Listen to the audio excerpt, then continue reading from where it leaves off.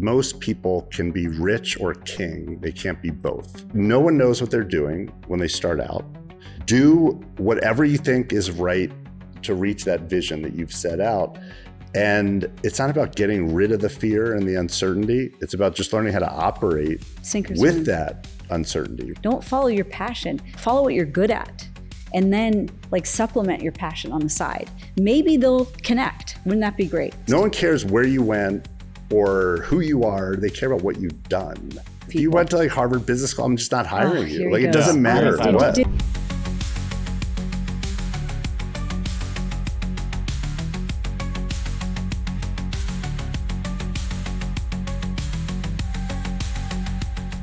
Mike, Kass, appreciate you guys coming on today. Thank you for having us. Thanks for having us. Psyched to be here. Glad we were able to coordinate last minute and make it happen. Yeah, appreciate it. I love how literally 30 seconds ago, before we walked in, I was like, Brian, our new introduction is going to be, and boom, we go right back to default intro. I went back to default because then Dan's going to do the other thing, so then I don't have to. Okay. Well, the new intro was supposed to be, welcome here to the show with our host, Brian and Makan. Yeah. Glad to have you guys here. It's like you're an old married couple. Yeah, pretty Trying much. to figure it out. Literally 30 seconds ago, I'm like, okay, we're going to do this one now. But he forgets the other conversation 30 seconds before that where we had the editor make the intro. It's not about us. It's about them today. We can do a little family therapy? Yeah, a little family therapy. All four of us. Cool. It'll work out well. Yeah. So you guys flew in from New York. You got a crazy busy schedule. Can you tell us a little bit about yourselves? I know you're married and I know you have kids. Yes. I know you don't like his wardrobe some days. Some days he's wearing flood pants. That is correct. So I am Kass, half of the Kass and Mike duo, and we are serial entrepreneurs, and we've started 8 companies. Cheerios, honey, not much of oats. We wish. Yeah. Life would have been a lot We better. actually would have suffered less then. Okay. So serial entrepreneurs, and we've just come up with a book. You have it right there. It's one of the first hardback copies, Shoveling Shit, a love story about the entrepreneur's messy path to success. Okay. And I know you guys had a monster exit. We Can did. you talk about that one? Yeah, so we're probably best known for a company called Buddy Media, which started building on the Facebook platform back when Facebook hadn't ruined democracy or the mental health of all of us. We're very optimistic at the time, and we helped a lot of big brands do their marketing on Facebook. And we used to be called Twitter and Instagram and the other ones. And sold it for about $1 billion to Salesforce, great company, Mark Benioff, we still love to this day. And we've just gotten very lucky, worked hard, built a life. And part of what Shoveling Shit is about the misery in being an entrepreneur and the beauty. A lot of our entrepreneur friends are like, it's the worst thing ever. And there's nothing else I'd rather do. Yeah, it's the best hell you can be in. It's exactly Yeah. It's like, the choose best your hell. poison. Yeah. That's perfect. Exactly. Well, it's like the question you asked the SEALs. What's harder, running a business or being a SEAL? And what do you think it is? We've asked Navy SEALs this. What's harder, running a business or being in war? Going through bud battle. school. I would say war. I'm betting because they I'd be say dead right away. business. They said business. Yeah, But because they I know would what they're not doing. survive. I think that they love it. They run toward it, and they know what they're doing. And I think there's more uncertainty in business. Well, it's actually something very simple. Yeah, you the can reason- turn off the switch. Yeah, you can get evac'd from war, but you can't get evac'd when you're in the middle of a hell deal that you're trying to put together. or kids, you can't turn off. the Yeah, switch that's true either. too. Nope. Yeah. It's a- Well, he's got a good way of turning off kids. He just hires help. And he buys all the freedom he needs. Yeah. Temporarily. It's temporary. It's temporary pain, and then they can still come back to you. Yeah. So you still have that itch in the back of your head, Luckily, I'm split housing, so when it's just me with my kids, I can focus on them. When it's not, it's work 20 hours a day. And Yeah, the only positive that, right? Yep. Yeah. I feel like I get better quality time now, though. Well, I was going to say, maybe we should have tried that. We like should 2 have different after- houses. 28 years. Put the kids in a different house. Yeah, with help. Well, they're in New York now and you guys are in LA. So that's sort of like. Well, now the they're same like thing. people. Oh, So okay. our kids are older. Our youngest is 18, which is kind of why we did the book, because we're now traveling together and speaking and doing other stuff. How did you guys start the media company? Was that like the first venture into entrepreneurship? He had started a company in college, and the first company we did together was golf.com. Did you guys meet in college? No. Okay. No. So we met. Even worse. I grew up in his house. So I was really close with his older brother, who's my age. Okay. And he was the annoying, by 3 years, plus, a little brother. Okay. So imagine me 15-ish. Yeah. So you guys known each other for a long time. Long time, but never. I didn't really know who she was. 3 years at that time is when you're 13, you don't pay attention. And then we reconnected. She was hot though, actually. And then we reconnected at a mutual friend's wedding, and we were paired together to do everything because I guess we were the only ones who didn't bring a date. I don't really even know, and that was that. And then you started golf.com at what age? I started golf. Oh, you did? I did. What? How old were we? 28. You were 3 27? years older than me, but I don't know That's how so old Were you we guys together at this time when you yeah, started? we were dating. Okay. And then I started with a good friend, Mike Casper, and I always knew I wanted Mike to come on board. We were living together in Chicago, and he had his company was acquired by Student Advantage. And what company was that? It was called University Wire. Started at Northwestern in 1994. So it's like early internet, or 1.0. It's information. Yeah. Commerce was just Eyeballs. starting. I think we were still dial-up. Yeah. How many Oh, yeah. eyeballs you gonna Eyeballs you could get? get to the how many hits? Do you Yeah. remember that? So let's just say if you wanted to make money, you wouldn't have started an internet company. There were only 13 million people on the internet when I started out. I was one of them. I started at AOL 1.0 in 91. That's where it was we were. $1.99 a minute, and it was dial-up. It was 14.4 modem. It was hell. And an awful place to hang out. Yeah. I was 11 at the time, so it was like Good. too early for the internet. So you started a internet company, and you had an internet company. Yes. Okay. Yes. And then we moved on from there. So we ran that for 7 years. Sold that to Time Warner. How much did you sell it for? 25 million. 25. And then how much did you exit your company for? We actually took it public. Okay. Did you do And it was a $2 billion public company before it wasn't. It crashed. The .com, right? Before the 2000? .com kind of crash. I went from being very rich to once again having no money. We thought it was just going to go up and to the right. April 2000, the world fell apart in the internet business. eToys, Pets.com, all those companies. The infamous .com bubble. That's right. We were part of that. PWRE is a stock I owned at $34 a share, went to zero. Yeah. Yeah. A lot of those. There are a lot of That's right. preview travel. There's a you know, lot. like Toys.com was one of the biggest biggest ones. Yeah, Yeah. it was the socket, Yeah. Yep. and that went belly up. A Well, lot we of thought things. at the time, when we started golf.com, we had sold it after a year. We thought we were were having hundreds of $1 million exit. Mhm. We sold it to chipshot.com, who was a Sequoia-backed company making custom, golf clubs out of Silicon Valley. Kind of stupid when we think back about this. And why'd we do that? I don't even know. We're the worst. It's just stupid. And they had showed us they were filing their S1. It was coming March. And then they called us up and literally said, Sequoia's out. We're going bankrupt next week. And we'd already turned over all of our bank accounts. Mhm. So we then had to start it all back over, from scratch. Went out on the road for 3 months, raising money again and recapping. And that Was that a major? And were you guys business majors in high school? I mean, college? I was a journalism major, which Okay. made less sense than everything else I've done in life.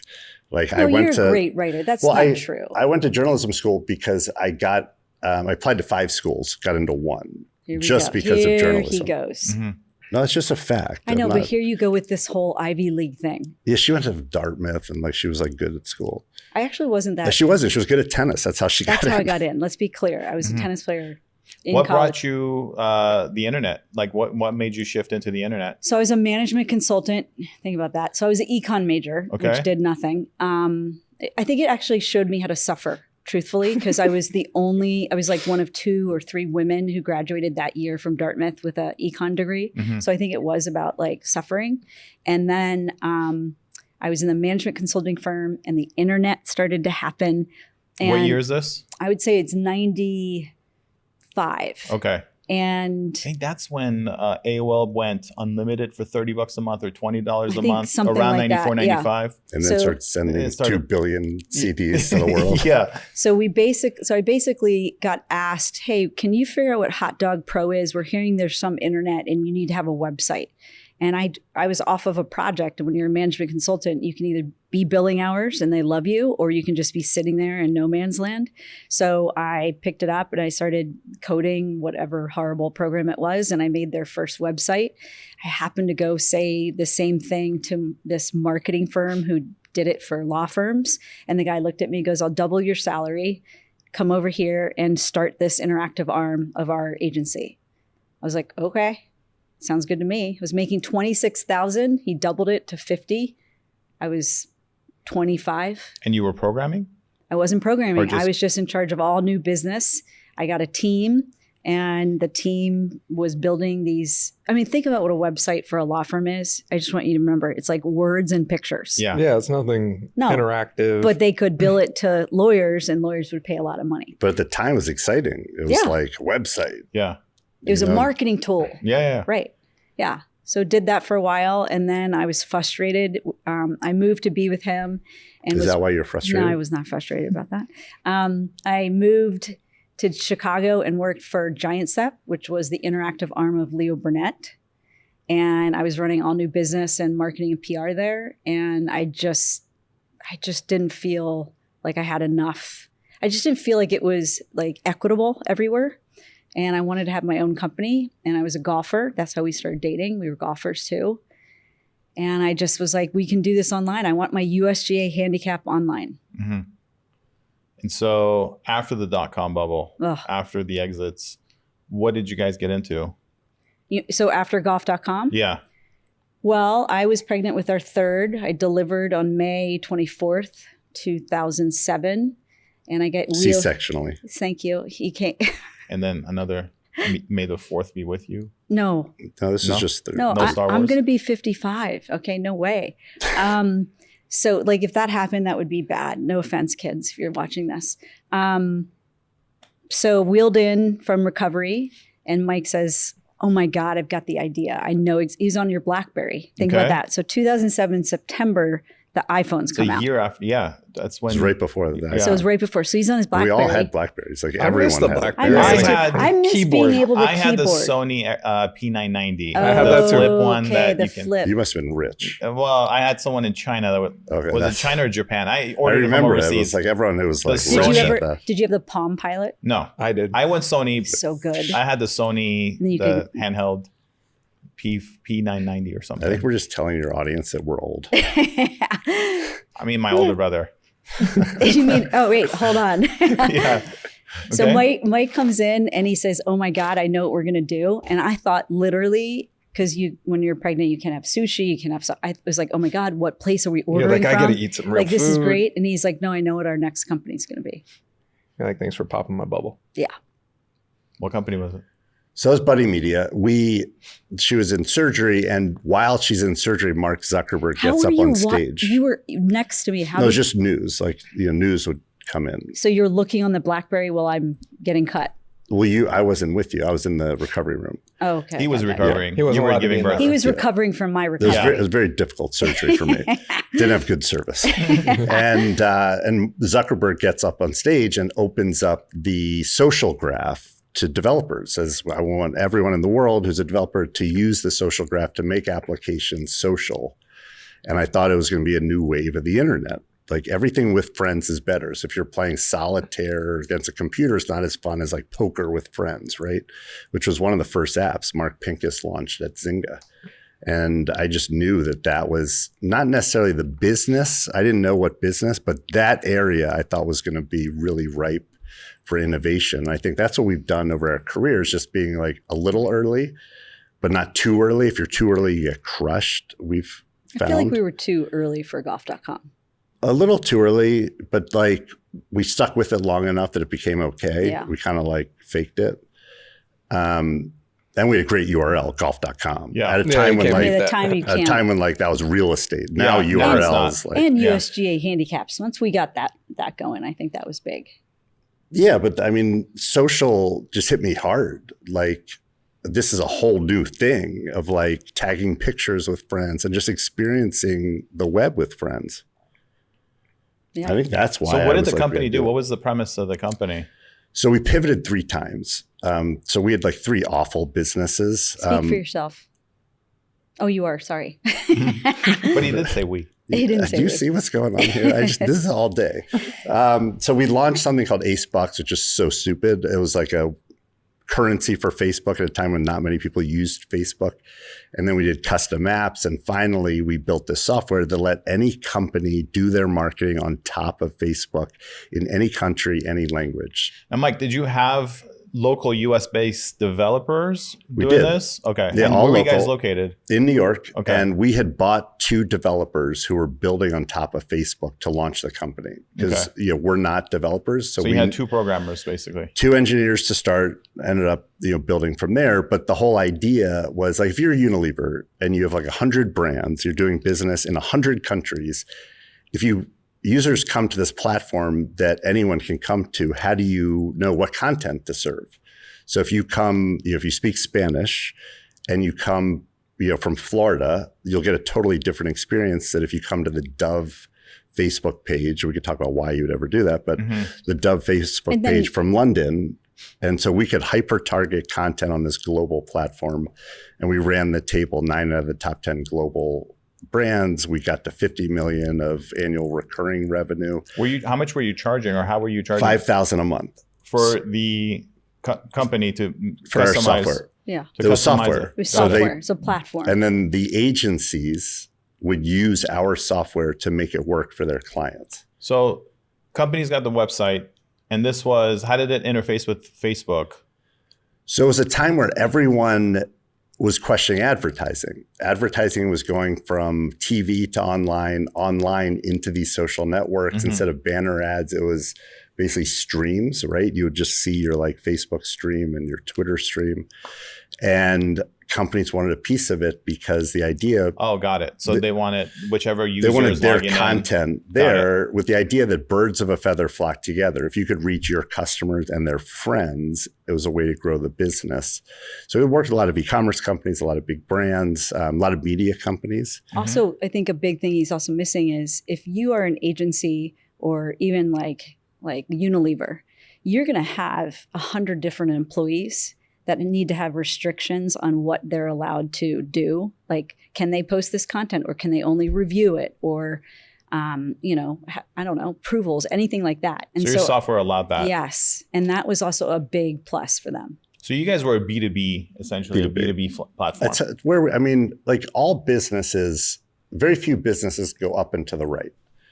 And so we learned more about pivots in that business. And just the idea of like, get close to a customer, let the customers show you the way. That's right. And so that's how we got into that business. Because we walked in, I'd be like, oh, I got this Ace box. It's like baby Jesus currency. Like, you're going to love it.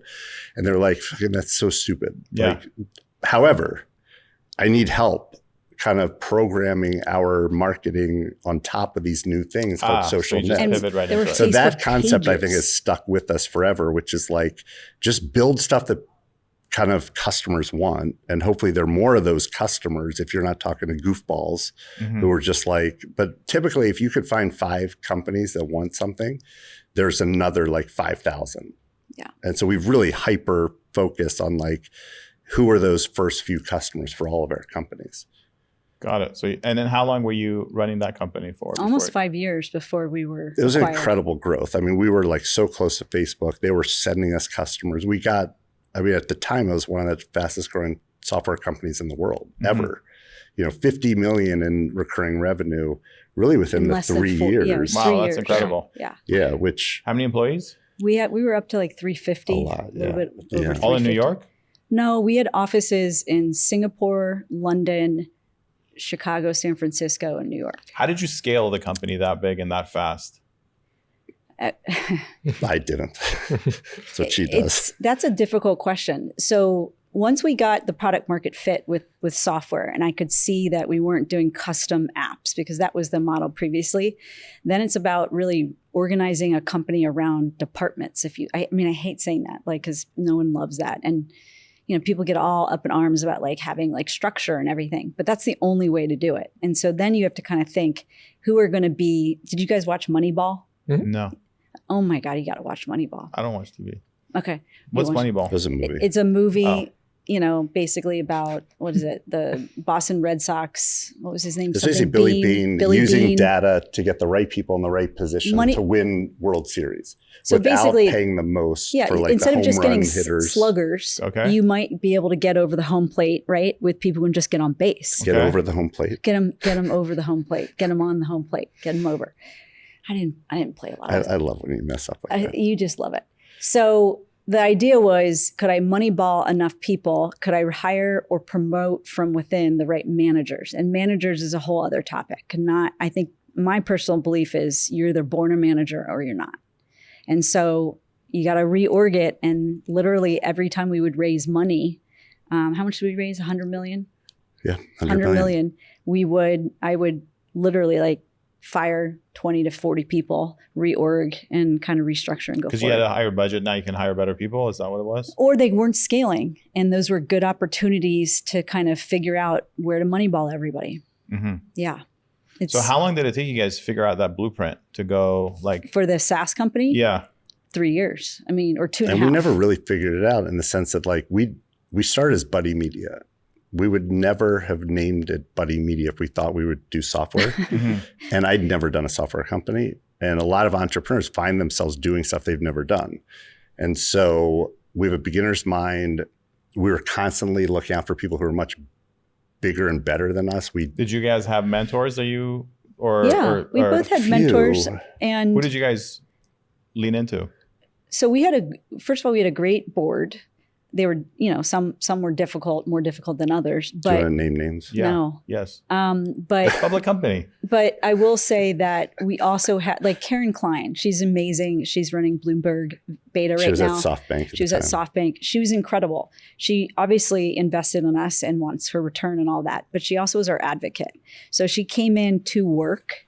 She came in to help us. And that's what I would say to every entrepreneur is like, you can't hire your friends to be on your board, and you can't just pick the people who want you to do returns.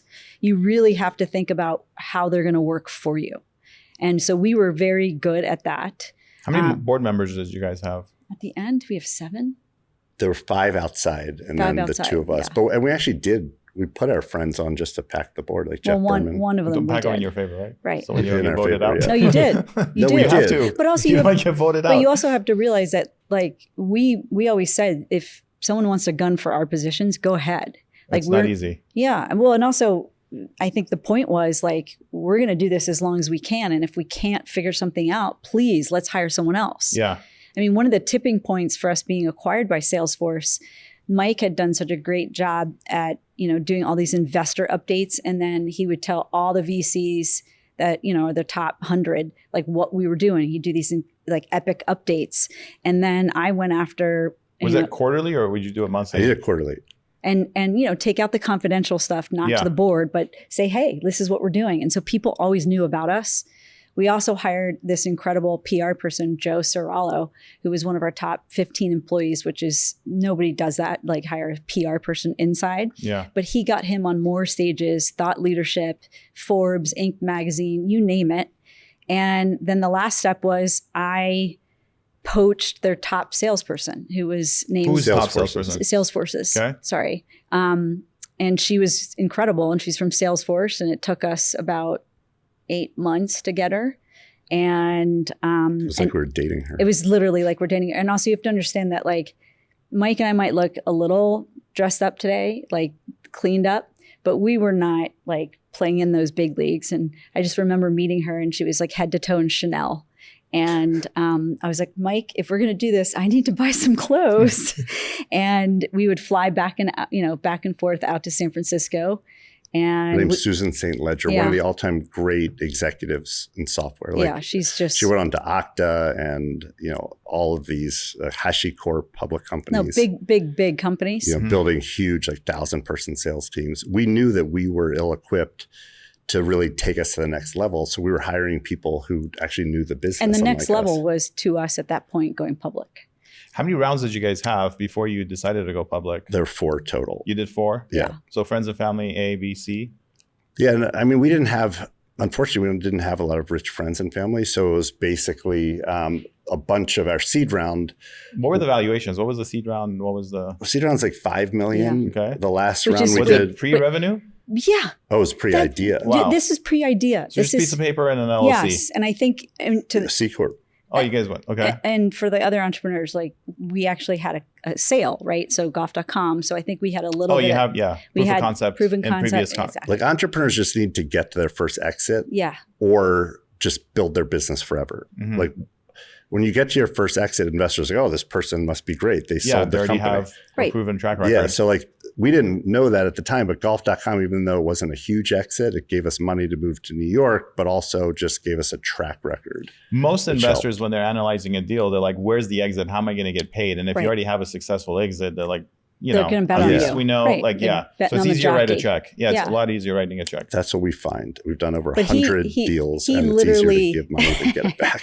But he literally, I don't even know if you did your own business plan. There's no business plan. It was like, Facebook's going to be huge. We need to do something. We don't have time to like write, which is why we pivoted because we didn't know what we were doing. We just And what year was this when you're raising? 2007. Yeah. Okay, so it's starting to rebound. The .com bubbles kind of like faded away, and people are just coming Facebook's back going in. from like they hit Zero to 100 something. million users. It's kind of MySpace is on its way out. Yes. Facebook is on its way Exactly. out. Yeah. And that's who we pulled from MySpace, Jeff Berman, who is like the high up number 2 for the COO, I think, president. And he was my good friend from high school as well. Did having the sales rep from Salesforce help in the transition of the sale of the company? Yeah. I mean, Mike started poking in articles, like poking Mark Benioff about like things like basically saying like, welcome to the social media space, like kind of prodding him. And we knew, like I was sitting there going, okay, now we're going to have to get to 100 million in ARR. We're going to need to hire this many salespeople.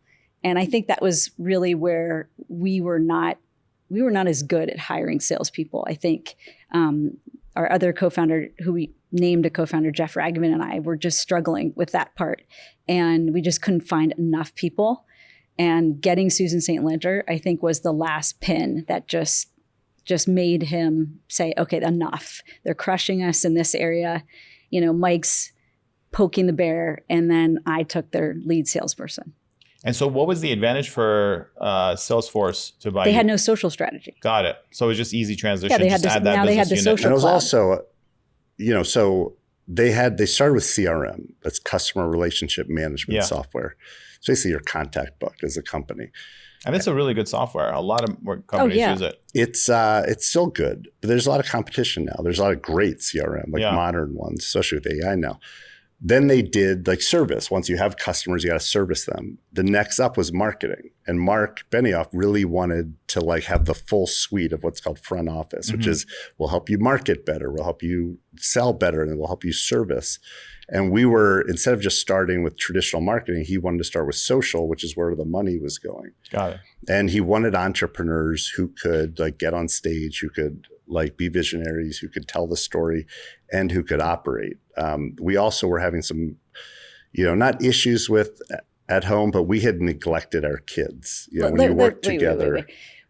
Let's just say one of us needed to get home. But neglect is good, because what we learned with interviewing, let me explain. Yeah, no, I'd like to hear this. We've interviewed a lot of military personnel, CIA, former CIA, and childhood trauma is a good indicator for successful kids. Yeah. So kids that have childhood trauma end up being very, very successful CEOs and entrepreneurs. A fair balance, but it sounds like this was a fair balance. We both have trauma. I mean, I almost died twice. Childhood trauma? It was in my childhood. It wasn't because of my parents didn't try to kill me that I know of. Maybe they did. As I think a couple times your mom. But I went through shit. Like he was in congenital heart failure. I flatlined. I have like a rebuilt heart, right? Like, and so that was like pretty traumatic. Yeah, at a young age. And thinking about it, I think my mom did it on purpose. I gotta we should tell Nancy that. Nancy Zirkin. And Kass had her own trauma as the youngest of like a pretty. I'll let you tell. A very dysfunctional family and a very competitive and alliance forming kind of like everybody was always. I felt like I was on. No, I mean my dad was fantastic, but yes, but a lot of survivor stuff, I would say. So that goes to their point. Yeah, a lot of the CIA really looks for that. Not too much, not too little. Are you saying that I could be a CIA Yeah, agent? I think she is that's actually. that's a marker that But they look that also for. makes you the perfect CEO or entrepreneur. Yeah, and the reason why you don't become a CIA officer because 120 grand a year is not enough to Right. quit what you're doing. To do Right. $1 billion Right. exit. Yeah, Okay. Not the a same. billion, 100 Okay. grand, meh. Still, yeah. Yeah, you might die. I It's love one that. of her dreams To work for actually, the agency? Not the to CIA. be like an operative of some sort. Yes. Jason Bourne style. Yeah. That, and also an Olympian. I've always Okay. wanted to be an Olympian. Olympian, I'm not sure. CIA, maybe, because CIA, and we were told it's all sorts of like ranges of just all sorts of people. I can imagine that. Just a wide array. And Yeah. I'm sure like on an advisory, I don't know. I mean, we can reach out to We can ask the Andrew trainer guy when he comes. yeah, exactly. and pass the information ask him. along. Yeah, well, we wanted to get back home because we made the bet that if we could do all this hard work in the beginning when they were very young. So we had 3 kids under 5 when we started this company, Okay. the last one, that if we could just get back when they got older, bigger kids, bigger problems, and it paid off. Do you But think we thought about that, or I that definitely just did, happened? 100%. I definitely did. I calculated it in I'm my glad brain. one of us did. So after the exit, you did mention you guys invested in 100 different companies. Yeah. Did you start up a new SPV and just So it started with our own investing just because we love entrepreneurs. I mean, we just think like the world's built by entrepreneurs. And like everyone we meet who's doing companies, we're like, we're in. No, like- that's you, not me. sounds like me?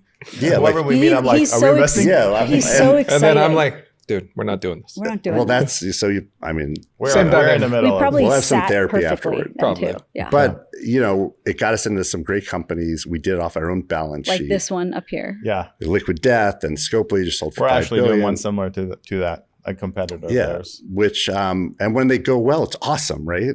Like it's so cool to see the entrepreneur Odds are stacked succeed against it, though. It's very difficult in the beverage space, but in every space, Yeah. right? Like I've never met an entrepreneur. It's like it's so easy.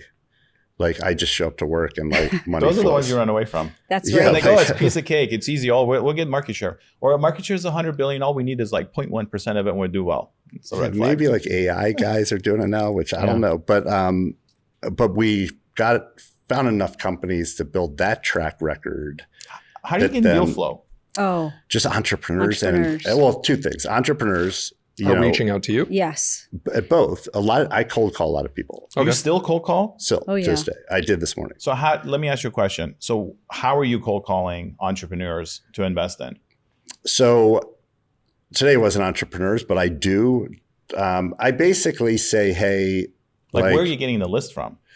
So I have a database of all, like if you use PitchBook or Crunchbase, Mhm. and typically the email is, I love what you're doing. If there's any way I can help. So figure out how you could help someone.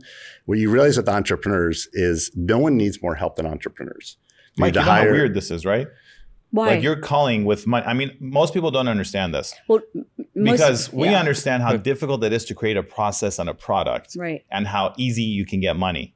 But most people don't think that. They think, oh, I'm just going to have, I'm going to Well, people don't raising money is the understand what hard part. networking is. Yeah. Truthfully, it's He's great at just it just you're trying to tell the story outside of your own, bubble. But the way But it's you network incredible. isn't like, it's not transactional. No, it like we has don't to know be- each other that well, but I kind of know enough that like He you're says I reaching give, out with he it says as a I give human. way too much for free. But that's what you should That's be doing. what I do. That's the You thing. give way too much. Hold on. But- What do I say? Everyone deserves 1 hour free of your time, and you should also talk to people that pay you. Those are 2 things Okay, that I but say. does Mike agree with that theory? Yeah. You should always talk to people I that give pay you, more and than everyone that. deserves See, an hour free of your time. Listen, I actually he didn't know this. He was super pissed about it. But at Buddy Media, I was in cahoots with his assistant, and I wouldn't let anybody onto his calendar unless I approved it. He never knew for those 5 years. I'm fine with it now. I was fucking livid when I found that out. Well, you would waste your time sometimes. But like That's what he does. one person's waste of time is another person's like opening up opportunities. Like, was it a Maybe. waste of time? I I look at Here the we go. relation. Some of the best relationships I have started with just cold calls because, like, what I found is that most people don't share, and so if they're friends with someone cool, they won't like introduce you. So I don't know if I like something, I'll just be like, I like what you're doing. I'd love to like help out if I can, and then they tell me their problems. If I get help easily, I won't go to work for a week to do one thing, but I've hired like chief revenue officers, CMOs. I've made introductions to investors, and I love it because I think the more you give, the more I'll be top of mind when they're like, oh, you should talk to Laz, right? Yeah. And it's how we get deal flow, and it's how we beat other investors, because they say, oh no, like I give them a list of everyone we've ever invested in, and not just like the 3. I say, call any of these entrepreneurs. I'm not a pain in the ass. We know what it's like to suffer, and we'll help you. Yeah.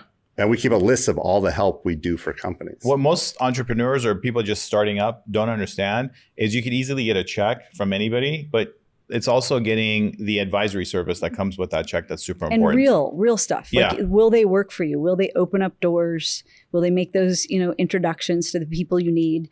And I get a lot of calls on the operations side of literally it's therapy. It's founder therapy, because they're like in a crunch, right? They've got to figure out if they have to pivot, they have to fire someone on their leadership team. They want to know how to do marketing for less, all of it. And that's what we're there for. And it's what's a lonely typical for them. check that you guys write, check size? So we now have an organized fund. So Velvet Sea Ventures is total about 400 million assets under management. And the beauty of the fund or that firm is we set it up as the firm that we would have wanted. Are you doing a 2 and 20 to the? It's a standard firm. Okay. We're registered investment advisors. We can't raise money publicly or talk about the terms, but it's a standard venture fund. And it's the fund that we wanted when we were entrepreneurs, which is multi-stage and generalist. Yeah. I hated conversations which are like, oh, it's like too late, too early. Yeah, or it's a different sector. It's like, wait, I thought you were a capitalist. Like, yeah, we will make you money. And so we wanted the ability to do space, water, games, like anything, because we never know, as you know, you don't know as much as the entrepreneurs. If you're backing the right people, they don't really need your industry knowledge. They need your knowledge about how to scale a company, how to raise money, how to build culture, how to do the stuff that matters. They don't need like Leo Labs, one of our companies. It's low Earth orbit. They track junk in space. They don't need our help with the tech. You sure? Positive. And if they do, we're a little worried, right? But how do you build a go-to-market team? How do you do all this stuff? That's the stuff that we love. I looked at their, financials, and within, the first investment, I looked and I said, "You're spending way too much on a law firm. You should hire a general counsel inside." At the time, that CEO was like, "Oh, I don't know about that," and then I kept pushing it, and then he did. He was like, "Best decision we ever made." So just small things that are just small things. Yeah, cleaning up the books is like the first step. Yeah, but I think they can trust us, and I think that's like you. Again, I looked down at the book, like that's why we wrote it. There's like 50 plus cheat codes in there for entrepreneurs. Name some. Okay, like top 10 cheat codes for entrepreneurs. On my side of the tracks. Your side is operations. Operations. Okay. I would say you got to put the cult in your culture. That's like my number one thing. The first 4 letters of culture is cult. How do you do it? How do you do it in this remote world? And what's the optimal culture for a company? One in which you can pivot and people do not jump ship. So I think it because people are laughing on a daily basis. It because when bad stuff happens, they're staying around and they're unwavered. They're undeterred by their fear. They're still going to jump with you. Okay. Yeah. And then the top 10 for operations? Culture, we got number 1. I would say culture. Number 2, money balling, right? You got to know how to move your team around to get them in the right positions. So a good analogy for that would be hire 5 employees, work them like 8, pay them like 10.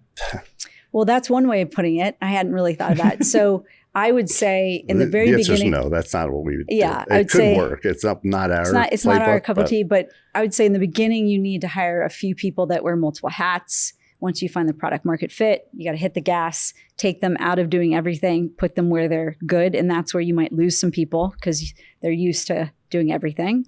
And then it's the whole hunt for managers. And how do you lead? Like leadership is a very big thing. We were radically transparent. We shared our financials with our employees. We shared when we didn't hit numbers. Obviously, we celebrated every win. So operations wise. So that'd be like the third cheat code be don't shine the turd. Like that's a major cheat code for us, which is like share what's really going on with your employees, with the investors. People hate surprises. They're okay with bad news, especially if you work at a like a smaller company or a startup. Did you guys ever share equity with the employees? Equity. So the reason I stopped working at the interactive arm Giant Step was because we didn't have equity. So every single company, everybody gets equity. How do you determine what amount or what percentage the employees get? I think it's based on title, years of experience. Now you have like bands and like benefit packages, which kind of tells you what everyone should. So for us, it was more like, everyone had equity. Everybody. So one of the cheat codes is like, align financial incentives and everything else takes care of itself. And some had a lot of equity, like Susan St. Ledger. She did really well when we sold to Salesforce. 6 months later after she started. Other people, even like executive assistant or someone who's just starting out, still has some equity that they could feel. Mm-hmm. Impact players, we've never given equity to impact players and been like, we've given too much. Because you just can't find like 10x engineers, and salespeople who investors run the table. Were mad, at Buddy Media when I said Why? Because they're getting diluted? Yeah, but they just said like, why do you need to give assistants or junior people? And I said, everyone gets a slice of the pie. That's how you align everybody. We're all in the same boat. You got to. But it still wasn't that much. So like what it was only about percentage, 12%. 12% got allocated towards all the the employees? stock option pool. Which is a lot. But when you look at like what makes these companies work, It's the employees. people. Mhm. More than the money that comes in. You need money, but the money's fungible. People are not. And And those so- were, and our people called themselves buddies, right? And it started kind of being like this cult thing. Everybody wanted to work for us. They would run through walls. And so you imagine we did 3 pivots and there were, I think, 2 years with 3 pivots. We didn't lose anybody. No one. It was painful. It was painful for us. Like you get so excited, you launch something and it's like crickets. You're like, ugh, gotta go back to the drawing board. Then you launch something else. It's like a shit sandwich. You're like, fuck, that stinks. And so it's like, It's always what you don't anticipate. Because a lot of times like we do things and we're like, this is going to be a home run. And it flops. And you're like, what's your biggest flop? I mean, geez, I invest in a lot of different things. I invest in car washes and I invest I in love real car estate. washes. I love Yeah. real estate. We do express car washes. We take full service and convert them to express car washes. I was just telling him like the valuations on some of the car washes. But I'll tell you, my biggest flop is in real estate development, all the ugly in the B and C market neighborhoods, tertiary neighborhoods. What I build, they make fantastic money. The one time I decided to do a high-end custom home in Beverly Hills in the multi-million dollar range, really? like $40 million They don't range, make money. loses money. The one time, He still hasn't sold it. still haven't sold it. We got a burn rate of $2 million a Talk year. to this broad. Maybe she's interested. Why do And- you keep calling me bro? And that lost money. And that is like the most sexiest type of Yeah. deals that you could think of. Like That is a nice house. it's a great piece of property, very, very sexy piece of property, got a lot of PR, got a lot of attention, and it looks incredible, but it doesn't make any money. It lost money. And stuff that just doesn't look like sexy and it's just not that exciting makes a ton of So money. we have venture is that, right? Like people build these mansions and they raise all this money and most of them don't go well. Yeah, We're spending just as much time in boring cash flow businesses. same here. So we bought a healthcare staffing firm that's been around for 25 years. We, a mental health company that just provides awesome like therapeutic services. We also like pizza shops. We love pizza, love pizza. Great margin on pizza. Great Yeah, margin. a leader so- from Slice, doing a lot of stuff with him. He's, Macedonian billionaire, great guy. You should have him on the show. And I think that any entrepreneur looking to start out, like spend 5 years in a market that makes money. You don't have to be passionate about it.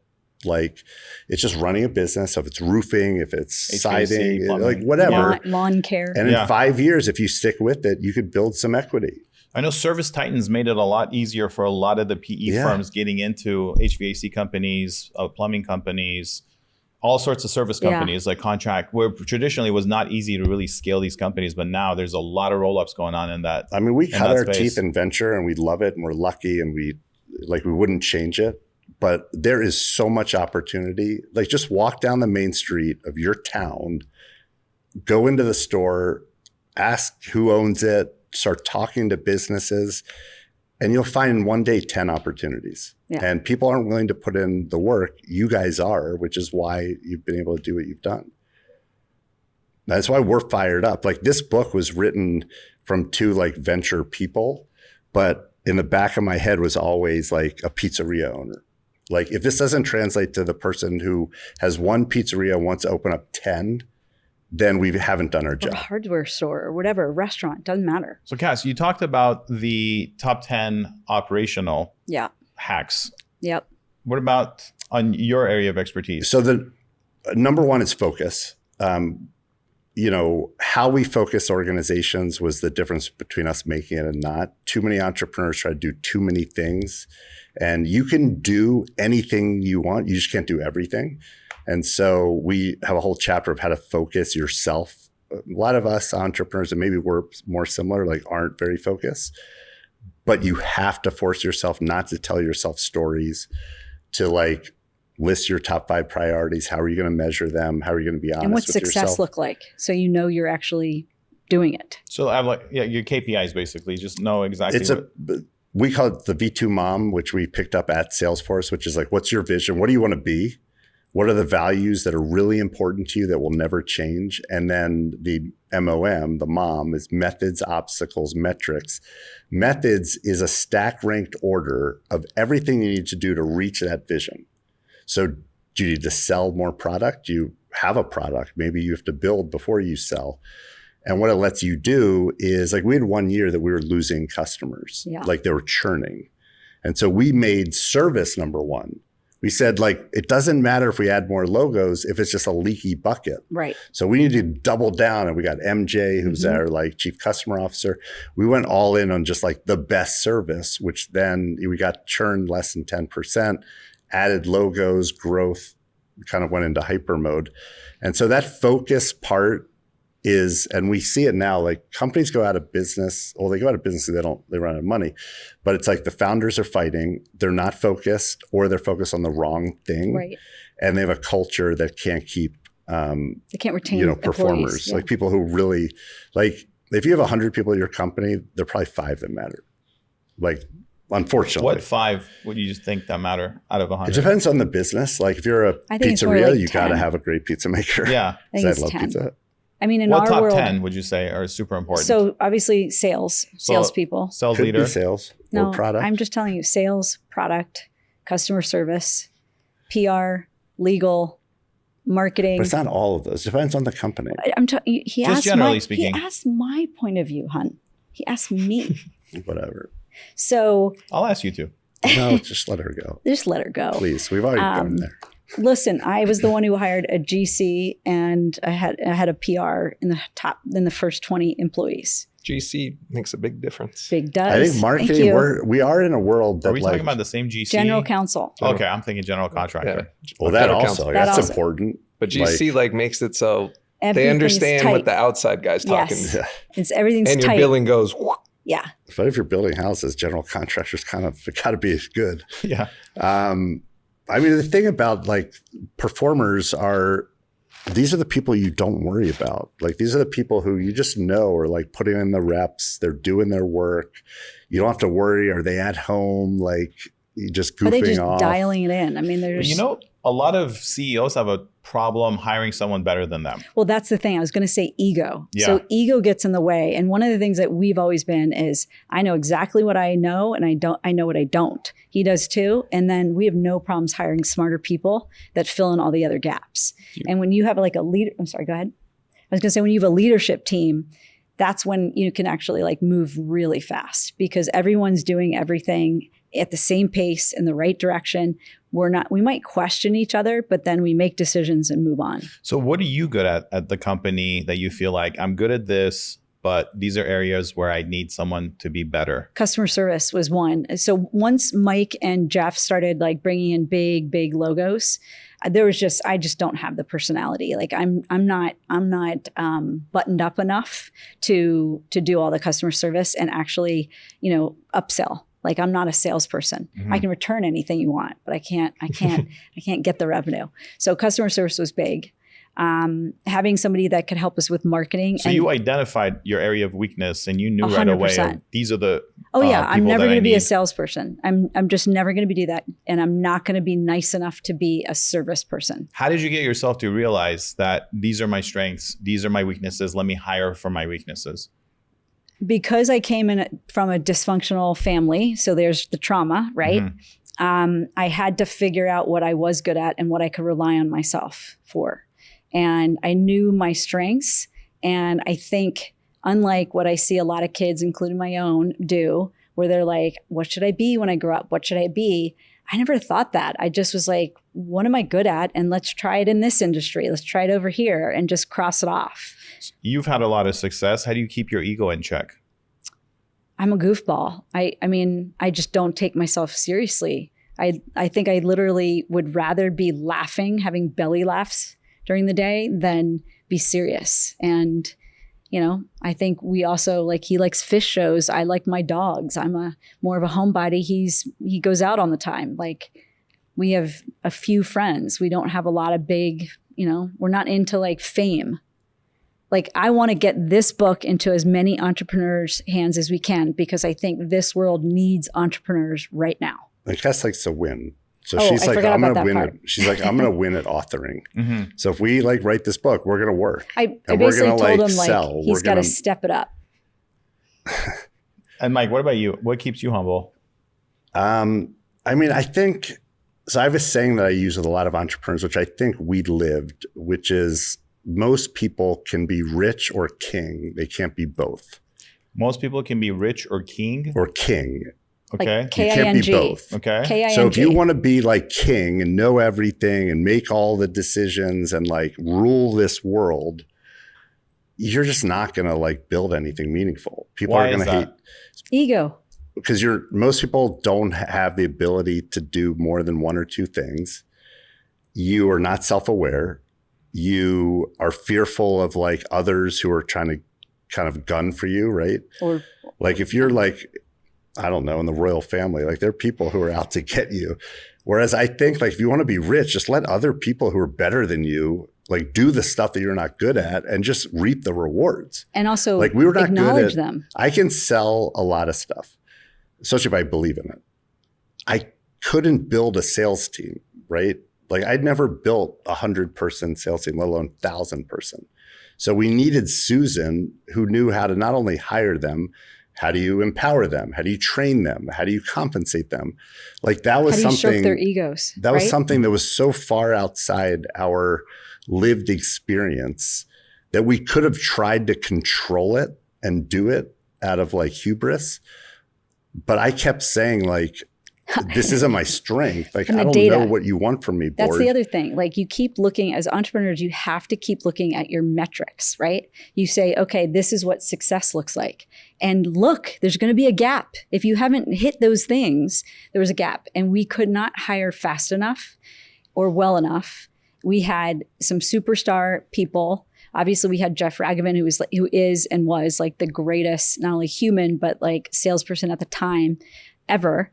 And the other way I think we keep really humble is we are always giving. So I grew up in even though it was a dysfunctional family, my dad was always a mentor to so many people, especially younger people, younger adults. And my mom was always giving back to our community. Your mom, spent her entire career, 40 years in, protecting minority rights. She was a professional lobbyist in DC.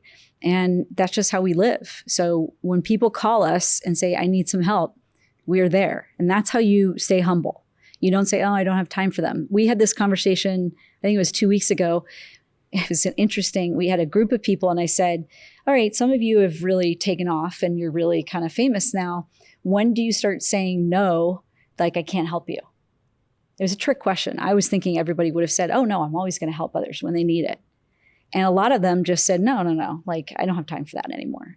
But it's kind of messed up because so messed up. Yeah, because you don't want to close the door behind you when you get through the, Correct. you know what I mean? And you also want to help the other people because it's help a you. cycle. Exactly. And so we were shocked. I literally thought in the room of these 8 people who we know very, very well, every single one of them said, oh, I'm always going to help people when they ask. And I'm never going to forget where I came from. And I would say more than half of them were like, oh no, I don't have time for that. And that was a big blow. You learn who your friends are when you write a book.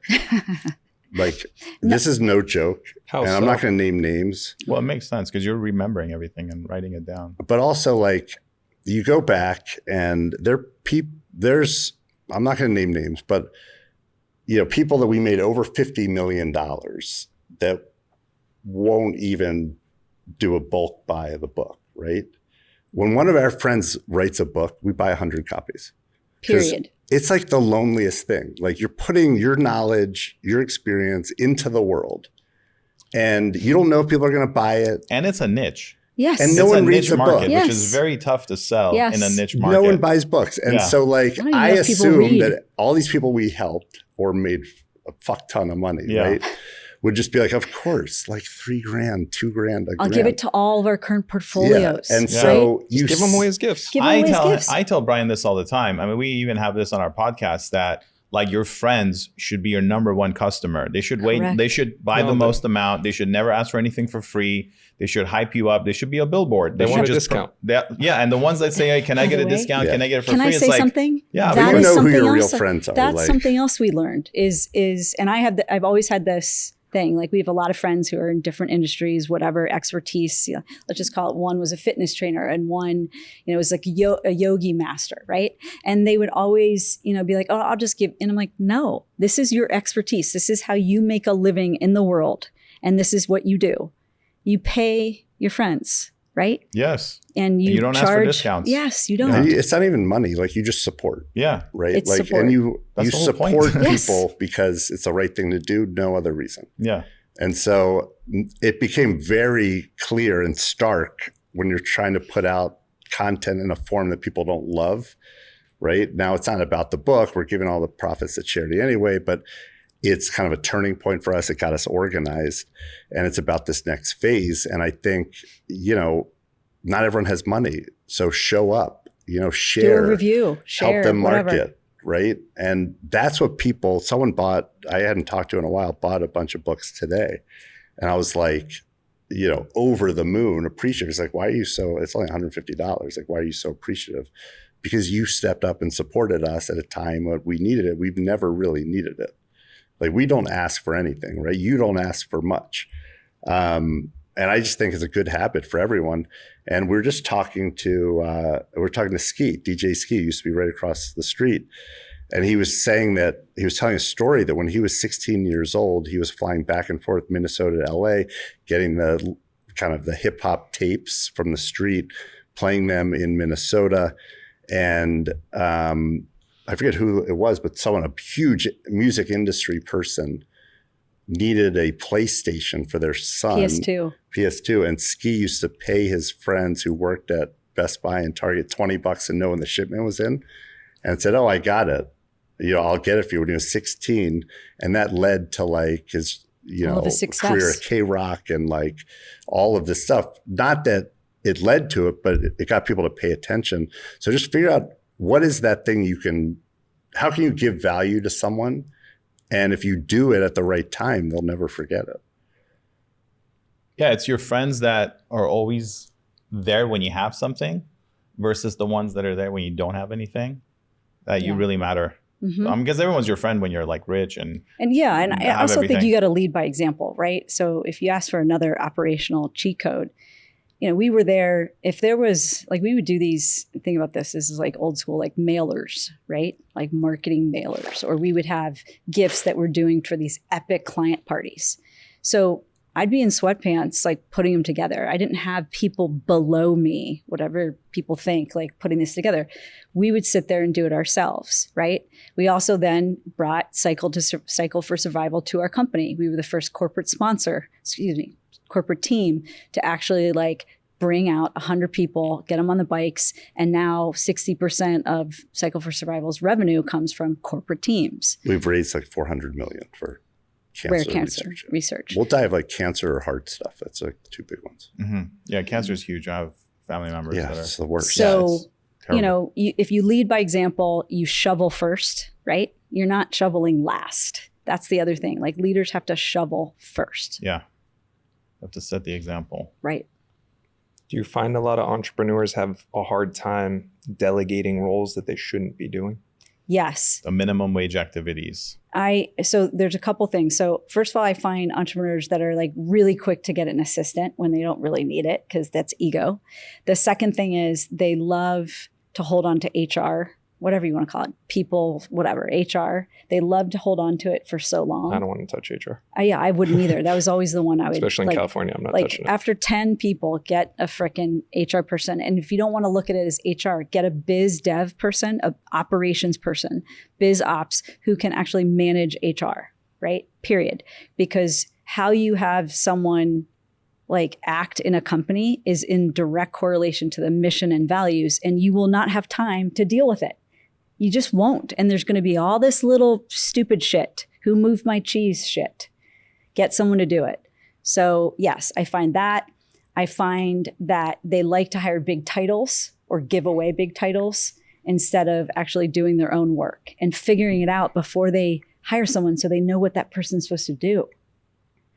Yeah, I've coached a couple people and I'm just like, it's not going to work. it's not good. Because they're like, no, I need a CMO. I need a CMO. Like, this is what I'm like, CMOs don't do that. No, this is what I don't really think you know what you want marketing to do. Like, what is your go-to marketing strategy? No, this is what I think will work.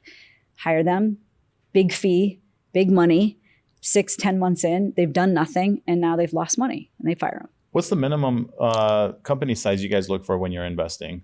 We're multi-stage. So we've done, $250,000 investments up to $52 million. I actually just did a $25,000 one. Oh yeah, you just It's did really a really good one. I'm excited about. Yeah, no, we'll go early. Like, if I meet someone who I just think like, we did a deal. Tell them about Etched. That's a great company. Yeah, I can talk about that. But we did a deal with a young kid out of Babson College who, is from India, and they don't have a culture of like home decorations. And he's doing like a Wayfair of India. Mm-hmm.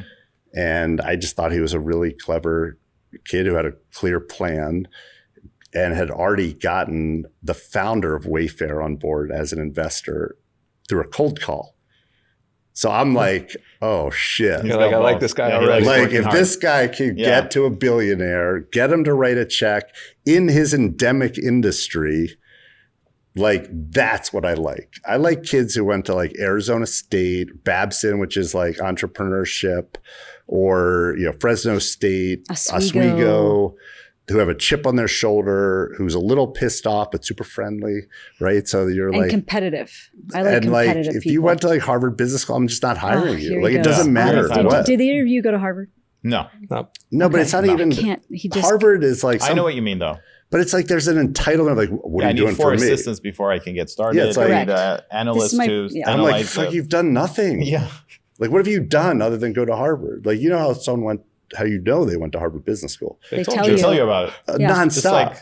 First, like, it's vegans and CrossFitters. Same with keep a list of like any young person. You'll know if someone's a CrossFitter or a vegan. At least vegan's like good for you. I think it is, like, but I'm just saying, like, you'll know right away. But like, the one advice I give to anyone starting out is just keep a list of things you've accomplished.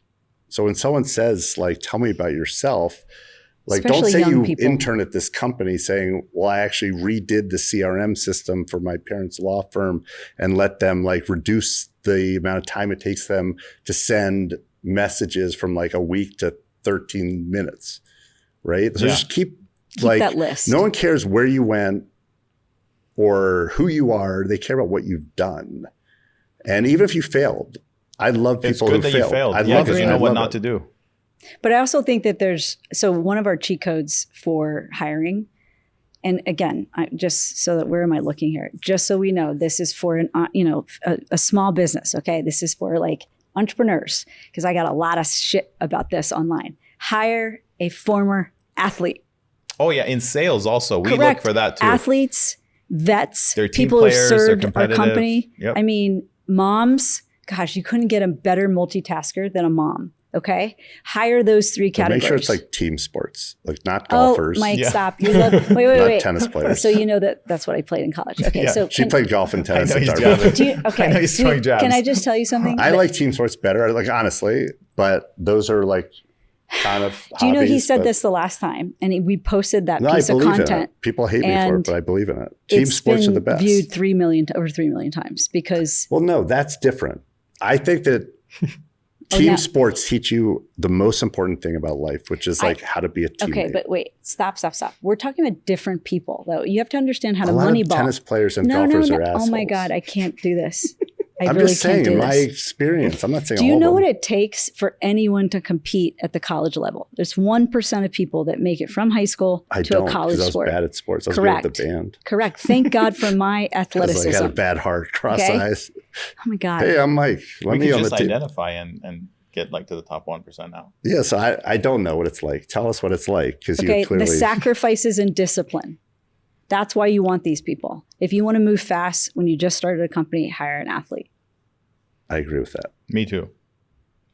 In sales, the number one most successful ones are always athletes. That's like one of the prerequisites. And honestly, I'd take anyone who served the country. I love military as well. Military's great. military. Yeah. I And love moms. and moms. We've had so much success If you with get like, an athletic military mom, Oh my then you God. got the trifecta. Can you? Well, there's a company that actually she's not formal military, but you know what I mean. it's called Launch Break. Every woman out there should, become a member of this because they really try to help out athletes, female athletes, and anybody who's been in the military too. So I love that. It's a good cheat code. Why you look at me? I don't know. I mean, I've been talking the whole time, and then Remember afterwards we you're were gonna in the bitch car and be and I like, was- "How come you always talking? How come you always talking?" So I'm just giving you Remember some. in the car, I was like, oh, this is more your wheelhouse. Yeah. What is your wheelhouse? Like, what do you think is like, because I think we're very similar. I think we should do our own show. She's better at explaining it. I think Because I we're don't even know how to similar. explain my wheelhouse. His Well, wheelhouse. Let me Yeah. Well, let I me mean, ask you a both different know how to question. connect with people. Let me ask a different Like- question. You asked us in the beginning what we majored in. What did you guys major in? Drugs. Got it. Mine was business management and finance. Business man. Have you used it? No, Accounting. I was already. Look, accounting. That's the I most took accounting important. 1 and 2 at 2 different colleges, just so I can get them both done at the same time. And I didn't study, and I just like answered I would answer the test. My teacher would be like, "I don't understand how you did your formula, but you got the answer correct." I would just do it my own way, and I would get all the answers It's right. like modern So I art. just knew finance and business Yeah. at a very early age. You asked it though because you wanted to know if this was a competitive advantage of ours. What was? that if we majored in business or No, finance. I just wanted to know how, like, what led your path? Because some people are business and it just kind of fall right into it. Some are just. Well, how did you get there? What, to school? No, He hustled. to like where you are today. Like what I got got you thrown into the fire and sink or swim. exactly? hustle. Hustle. And my degree was, I used it like that. No one ever uses their degree. No, you don't use your degree. No. at all. I had to figure it out on the field, figure out Yeah. how to do stuff. And I'd call consultants. I was like, how do you do this? Like, we don't know, figure it out. I'm like, Okay. what the fuck you mean figure it Yeah. out? Like, people's lives are in my hands. It's Yeah. like, figure it out and send it for testing. Wow. I spent a lot of money learning. Yeah. How do you guys feel now about the generations that are coming out into the workforce? I'm scared You're scared. Why is that? because nobody wants to work. Yeah. Nobody Nobody knows. wants to sink or swim. Nobody wants to figure it out. Well, look, we've been talking for an hour. Yeah. Most people now don't know how to do that without their cell phone checking it every 5 seconds. Well, you're damn straight on that. And everybody has all these alerts on their phones, all this stuff. I just have text messages and phone calls. Yeah. I don't need to see my emails. When I want to see it, I'll check it. I don't want to see the stock market unless I open it. Right. And I don't want to see Instagram. That's in the car. Right. Right. Good for you. That makes sense. But everybody's so busy at looking at the next best thing instead of focusing on what they have. Right. Yeah. So it's gratefulness. Yeah. Yeah. Gratitude.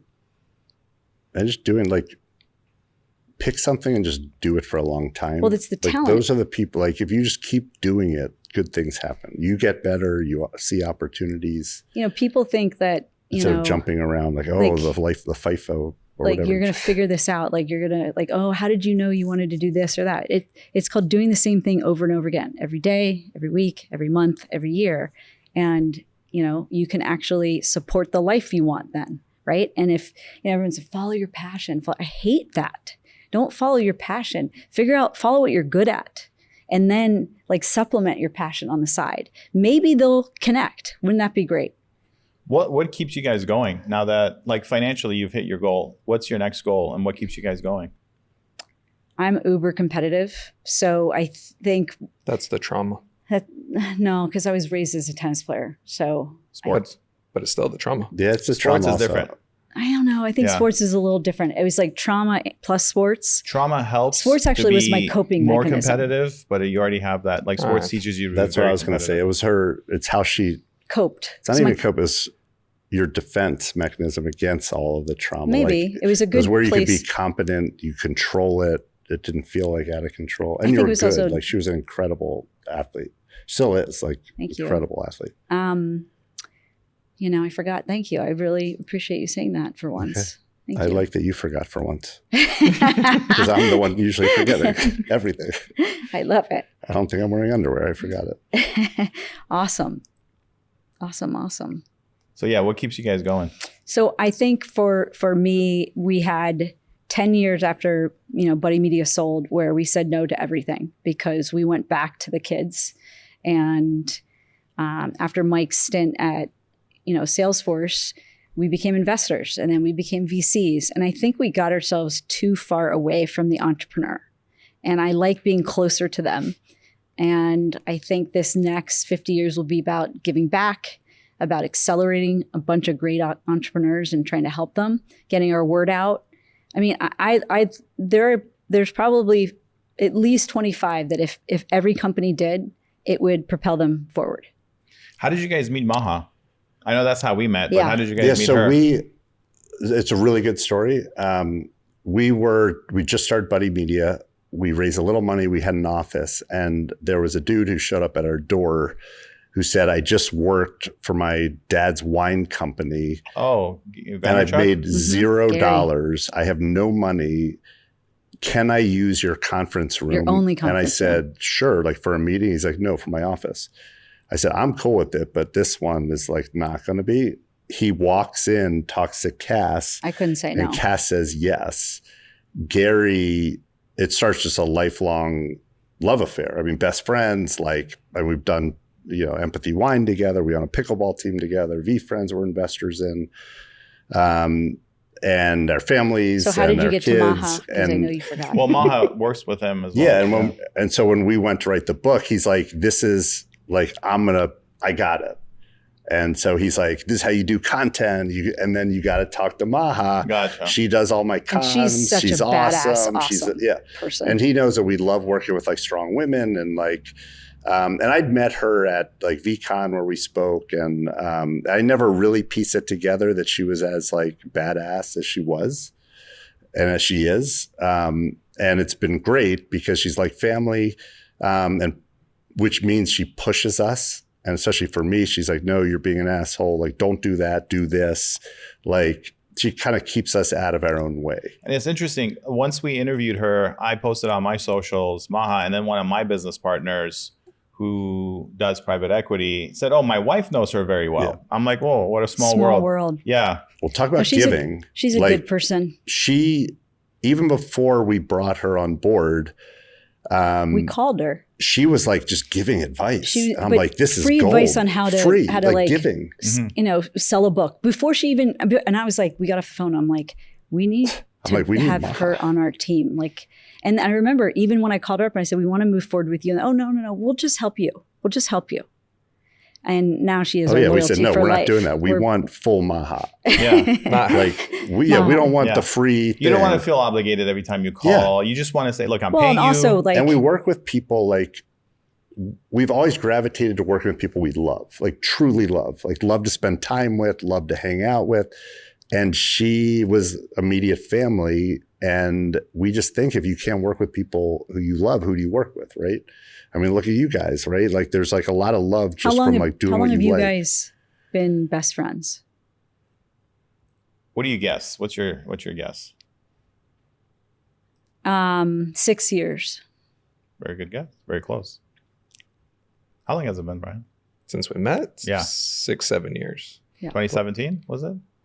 18. 18? And then from there, No, 17 for me. we got close. Oh, yeah, 18. Like the last 2.5 years.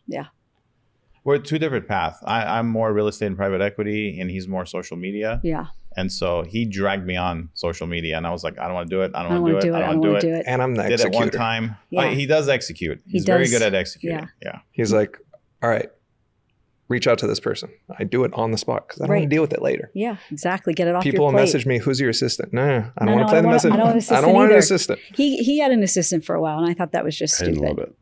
No, you gotta do it yourself. I want to book my own flight. I want to do all my own. I want to know when my meetings are. It helps me remember them. I want to know who I'm I don't meeting. write anything down. I just remember everything. Oh. So I'm really good though. But you're young. 45. Okay. Young. Is it? Yeah. I'm Yeah. 31. You're 31. You're 51. With 18 years experience.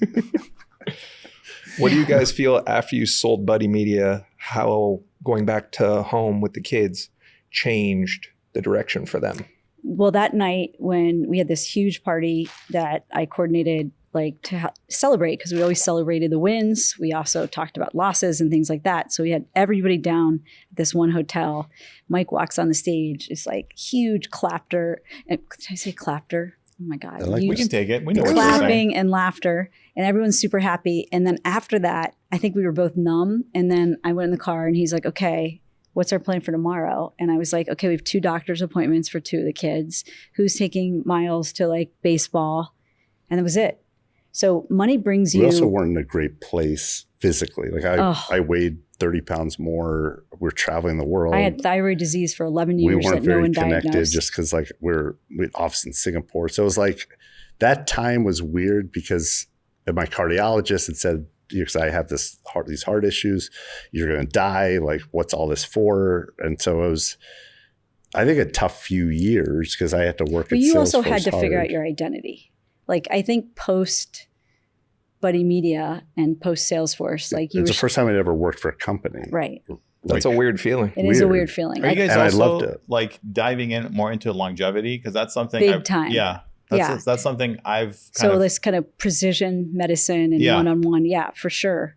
But I don't think it changed. I think money provides comfort. I wasn't talking about the money aspect, Okay, good. more of like the schooling direction, which way you wanted to push the kids to. No, so like oddly, and maybe you guys will have an answer to this, like I was pushed as a child to do athletics. I was very, very good at certain things. I was, and then one day I woke up and said, fuck it, I'm out.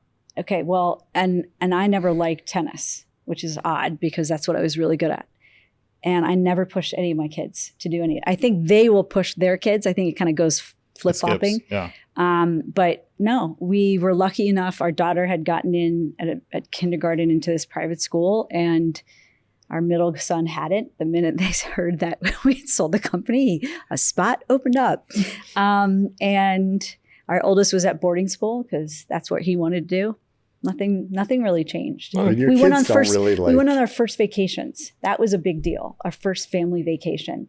I hear kids remember vacations way more than gifts. Oh yeah, for Or sure. experiences. Yeah, they remember goofy stuff and like memories when we're all laughing, or when we went to Costa Rica, we started taking them to places, and having these adventures, and bats were flying in our room, and they remember that, Why were we Versus- all staying in one room? Because I refused, because you got 2 different like villa things, and It was like the they were first a time we had mile. money They not were, to. And they were a I'm like, mile why are away, we all- and Mike was so pissed. He's like, "Why are the kids staying here?" And I'm like, "Because they're 10 and under." Like, But kids are like, what's weird about kids is that anything you say, it either goes like right through their head or they rebel. But now that our kids are older, like 23, 21, and 18, what sticks is just your actions. Like what you do, like really imprints. Like if you work out and stay healthy, they say healthy. it If did- you you can't work say hard, it. they see it. Like it's how you model your life, how you treat people. how you say yes to And also helping. Which is keeping your promise interesting. to kids. Yes. That's the most important thing. I remember when I was a kid, Yeah. I remember the bastards that lied to me and never did what they promised. Well, I mean, Still remember I'll it. give an example now that, we'd always be like, "Oh, you should work out," to the kids. And they were just like ignoring me. And now all 3 of them work out. Like we didn't even have to say anything. Because they see you do it. They see us do it. And they And see us work hard. prioritize Like it. we have a son who's launching a company, like, our daughter who, does cancer research, at MSK and is like a science kid. Like we really think there's virtue in hard work. Like, And then don't forget, and we built our, don't forget Cole. I don't want you to who's forget Cole? Cole. Oh, our middle Ha, ha, one. ha. No, Oh, that one. that one. No, I that mean, one who helps run our whole golf they're all franchise that very he bought. different. Like, Golf It's like- franchise team. Oh, yeah? The New York Bluebirds. Yes. You've never heard of them? No. I don't play I'm not golf, in or it's sports. really There's a boring to reason watch. why. Here's what I mean. There's a reason It's you a par don't know. 3 high Look, stakes course. I don't watch TV. I don't watch the That's- news. do you read? I read a lot. I read Books. a ton. Books. Digital, mostly digital business stuff. But How do you if I said you had 1 to 2 hours, didn't matter where you are, everything else was done, how would you spend your time? just reading? Reading. You? Reading. Yeah. Reading. I only watch TV because my daughter's 3.5, so it'll be cartoons. Yeah. And I'm even the worst that. 3.5 parties. is such a good age. Oh yeah, and she's Scrumptious. hilarious. I have no idea what TV shows people are talking about. I have no idea, talk about sports, like what team. I didn't even know who. Here's the funny thing. This last Super Bowl. Yeah. I don't even know who played. Well, it gets better. I had some people come over to the house and we want to watch Super Bowl at your house. I was like, okay. Do I have it? stream it. So I'm streaming it for an hour. Everyone's watching it and they're going, Why is this looks weird.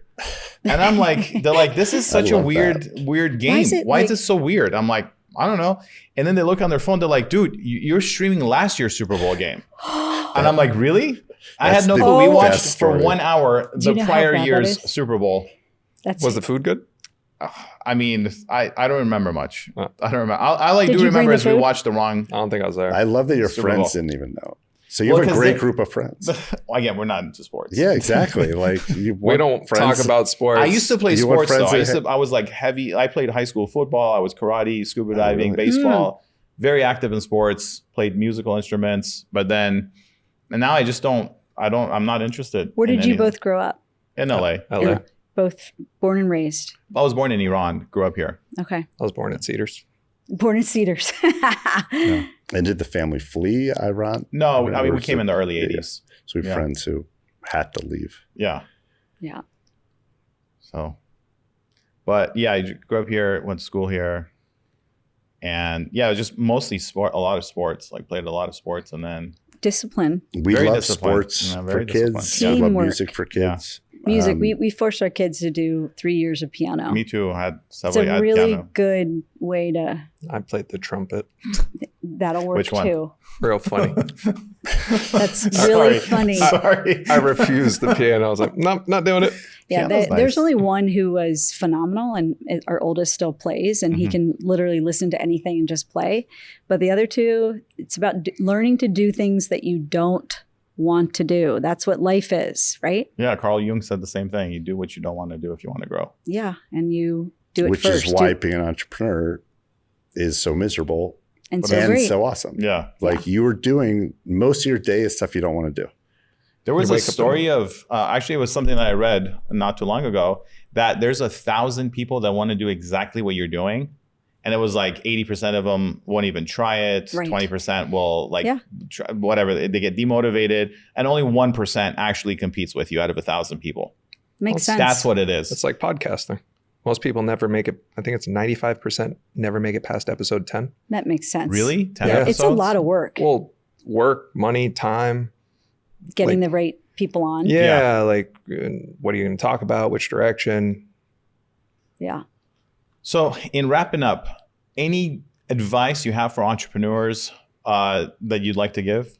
And I'll ask you, Mike, the You can same start- question. You can start, Mike. I mean, my main advice is, when you're starting out, know that there should be just uncertainty, doubt. That's going to lead to fear, mostly of the boogeyman, and focus on just building your confidence to make the right decisions within this hurricane of fear, because fear paralyzes so many entrepreneurs. And every day is just win the day. We talked about focus. What do you have to do like today to hit the vision, right? Like, and there's nothing Navy else you can SEAL. worry about. And what the problem is, most entrepreneurs, well, I raised money for this idea, I can't change, or my mom's gonna think Ego. I'm a failure, or Ego. and if it's just, like no one knows what they're doing when they start out, do whatever you think is right to reach that vision that you've set out. And it's not about getting rid of the fear and the uncertainty. It's about just learning how to operate Sink or with swim. that uncertainty, right? And the best entrepreneurs, and the issue with being an entrepreneur is you are basically in a lonely position and doing it in public, because like, oh, I'm an entrepreneur. I have no one to talk to. And all my friends know this is my company. And even though they don't care about the company or even think about it, you're like, oh, if this goes out of business, my whole identity's shot. And there's all this like mishigas that goes into it. And at the end of the day, just learn how to make the best decisions by building your confidence. And that's really what these cheat codes are about.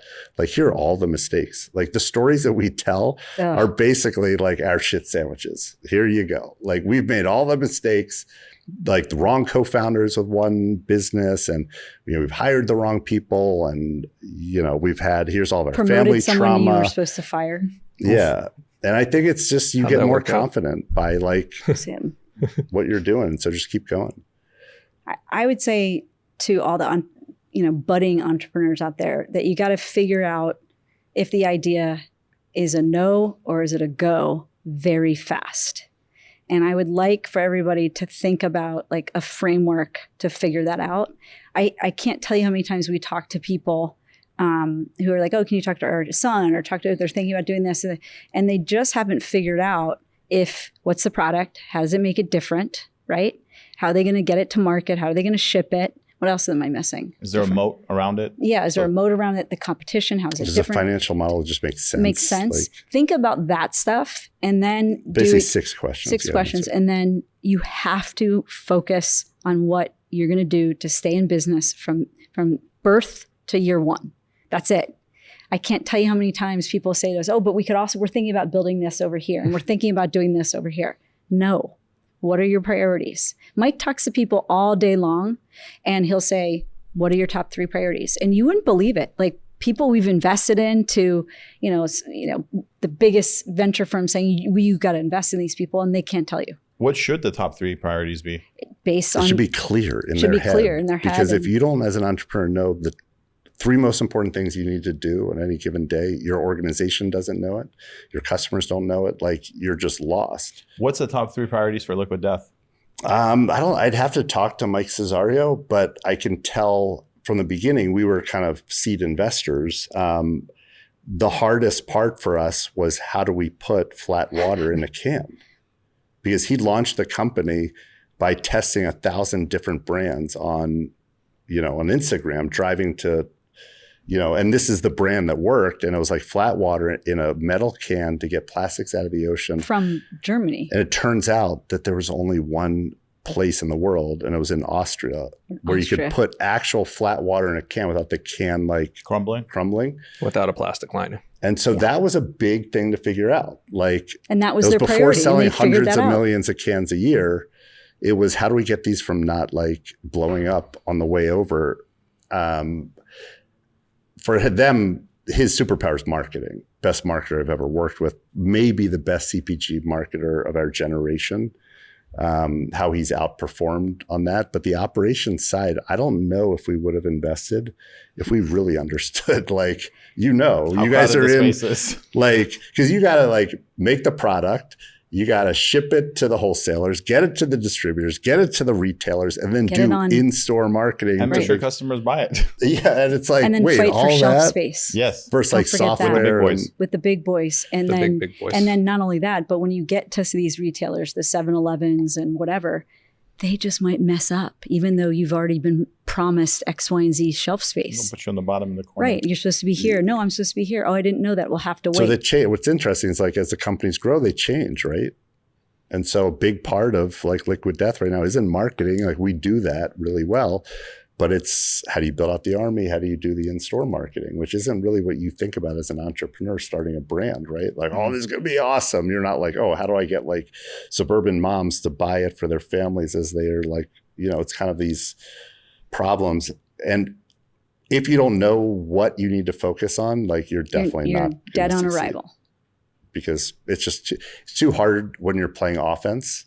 Like, when you're playing offense without a playbook, and you don't even know the rules of the game. And Mike like, mentioned too that, like, if you know what the top 3 things are and you have radical transparency, you're saying those 3 things to everybody on the company over and over again. You're saying it when you're standing up and talking to one person outside the bathroom. You're saying it at all team. You're saying it to the investors. You're saying the same thing to get everybody marching in the same direction. It's a long answer. I'm sorry. No, it's a great answer. Thank you. Thank you. Thank you both for Appreciate being on the it. show. Wait, Yeah. where can people find you guys? Or do you Oh. just want me to direct everyone to the book? Well, you can do both. The book is where you can find us. Shovelingshit.com is where everyone can go and check out the book and pre-order it. Comes out June 3rd. But honestly, if they just want to get in touch with us, just info@kassandmike.com. Okay. They can just, or LinkedIn or Instagram, whatever you want. It's all Kass and Mike. Very easy to reach. Not Mike and Kass. No, you know what's interesting? We did alphabetical order this time. I like Kass and Mike. I like the Kass. He likes the and.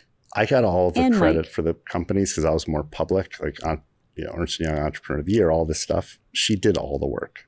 And I don't say that lightly. Like she ran the company. You did some work. I sold, but You in did. terms of the work at the company, The messy stuff I had to do. It's so I'm true. happy that it's finally Kass up like in front. Very cool. Very Appreciate nice. you guys coming on today. Thank you so much. Appreciate course. it.